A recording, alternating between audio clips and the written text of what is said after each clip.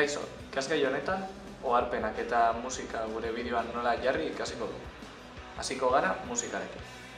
Lehenengo eta behin, gure bideoen orrialdean sartuko gara eta hemen editatu klikatuko dugu.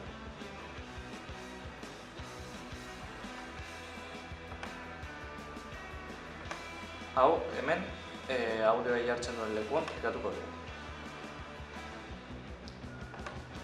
Eta hemen eskuinaldean audio pista batzuk agertuko dira. Hemen esaten duenaren arabera, 1050 baino gehiago daude.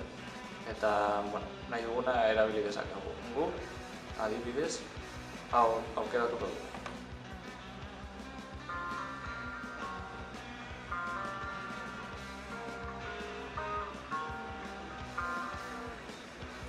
Eta listo, gure bideoa orain musika da.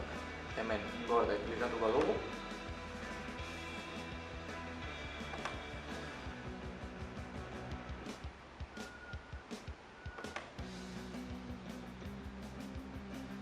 Eta prozesatu ostean gure bideoan musika agertuko da. Orain gure bideoa prozesatzen den bitartean, oharpenak nola jarri ditzakegu ikasiko dugu. Hemen bideoen pantailan berriro, gezitxoari eman, eta guar. Hemen gure bideoa agertzen da, lehen jarritako musikarekin. Eta oharpena jarri nahi dugun lekuan klikatuko dugu. Gure kasuan, hasieran izango da. Hemen klikatu, gehitu oharpena, eta adibidez, ohar bat jarriko dugu. Hemen erdian, eta kaixo idatziko dugu.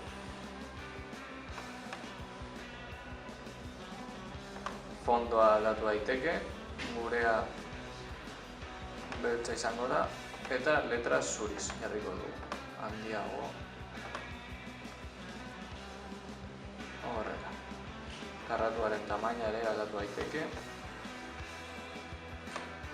Eta hemen azpian karratua ikusiko den iraupena agertzen da. Hau luzeago edo laburragoa ipini dezakegu. Gurea, bideo osoan zehar ikusi izango da. Argitaratu klikatu. Lehenengo gorde behar dugu. Argitaratu.